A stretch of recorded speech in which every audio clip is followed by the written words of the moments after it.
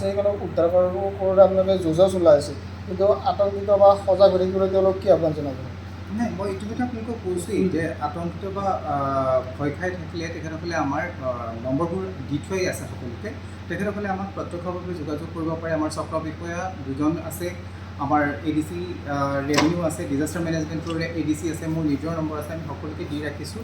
এইবিলাকত তেখেতসকলে আমাক যোগাযোগ কৰিলে আমি প্ৰত্যক্ষভাৱে তেখেতসকলৰ সহায়ৰ ব্যৱস্থা আমি গ্ৰহণ কৰিছোঁ ইতিমধ্যে। আৰু বানপানী কি কয় আপুনি যি জলপৃষ্ঠ উঠি থকাৰ কথা কৈছে, আজি পুৱা ভাগৰ পৰা প্ৰায় সকলো নদীৰে জলপৃষ্ঠ নিম্নগামী হোৱা দেখা গৈছে। খুব বেয়াকৈ ক্ষতিগ্ৰস্ত হৈছে আৰু আমাৰ জনসংখ্যা 55,662 জন জনসংখ্যা ক্ষতিগ্ৰস্ত হৈছে। আমি ইতিমধ্যে তেখেতসকলক ৰিলিফ মেটেৰিয়েল ডিষ্ট্ৰিবিউট কৰিছোঁ। আমাৰ জিলাখনত আমি 14টা কেম্প ৰিলিফ কেম্প খুলিছোঁ আৰু তাৰ জৰিয়তে বিগত 3 দিন ধৰি আমি তেওঁলোকক যি ৰিলিফ মেটেৰিয়েল সেইবোৰ ডিষ্ট্ৰিবিউট কৰিছোঁ আৰু অনাগত 3 দিনৰ বাবেও আমি তেওঁলোকক আজিৰ পৰা আকৌ ৰিলিফ মেটেৰিয়েল ডিষ্ট্ৰিবিউশ্যন কৰিছোঁ। মই তামোলপুৰবাসী ৰাইজক এটাই অনুৰোধ কৰোঁ যে মানে এইবাৰ বৰষুণ বেছি হৈছে, বানপানী বেছি হৈছে, কিন্তু সেইকাৰণে তেখেতসকলে ভয় খাব নালাগে। প্ৰশাসন সতৰ্ক আছে। আমি ৰাজ্যৰ ষ্টেট ডিজাষ্টাৰ মেনেজমেণ্ট অথৰিটিৰ লগত অনবৰতে কণ্টেক্টত আছোঁ। আমি সকলো ধৰণৰ বিপদ মোকাবিলা কৰিব পৰাকৈ সষ্টম হৈ আছোঁ। আমাৰ ডিষ্ট্ৰিক্টত ইতিমধ্যে 3টা আৰ্মি ৰেস্কিউ টীম ডেপ্লয় কৰা হৈছে, 2টা NDRFৰ টীম ডেপ্লয় কৰা হৈছে। আজি আৰু এটা NDRFৰ টীম আহিব। তাৰোপৰি আমাৰ লগত 3টা SDRFৰ টীম আছে আৰু আমি লোকেল যিসকল NGO আছে তেওঁলোকৰ পৰা আমি সহায় সহযোগিতা পাইছোঁ। সেই ক্ষেত্ৰত আমি যথেষ্ট পৰিমাণে সষ্টম। গতিকে আমি আশা কৰিছোঁ যে আমাৰ জিলাখনত আমি যি দুৰ্যোগপূৰ্ণ অৱস্থা, যি বানপানী, তাৰ মোকাবিলা কৰিব পাৰিম।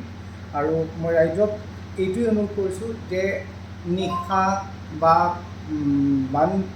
মানে নদীৰ কাষলৈ যোৱা, মাছ মাৰিবলৈ যোৱা, ৰাস্তাৰ কাষত থিয় হৈ থকা এনেকুৱা ধৰণৰ বিপদসংকুল কামবোৰ তেখেতসকলে কৰিব নালাগে। যিহেতু এইটো এক অকল বিপদজনক সময়, তেওঁলোকক ঘৰতে থাকিবৰ কাৰণে মই আহ্বান জনাইছোঁ। আৰু কোনো ধৰণৰ উৰা বাতৰিত তেখেতসকলে ভয় খাব নালাগে। আমাৰ জিলা দুৰ্যোগৰ যি নম্বৰ আছে তাত তেওঁলোকে আমাক যোগাযোগ কৰিব পাৰে। আমাৰ ডাইৰেক্ট নম্বৰসমূহ আমি ডিষ্ট্ৰিক্টৰ যি নিউজ হোৱাটছআপ গ্ৰুপ আছে তাতো আমি দি থোৱা আছে। তেখেতসকলে আমাক প্ৰত্যক্ষভাৱে যোগাযোগ কৰিব পাৰে।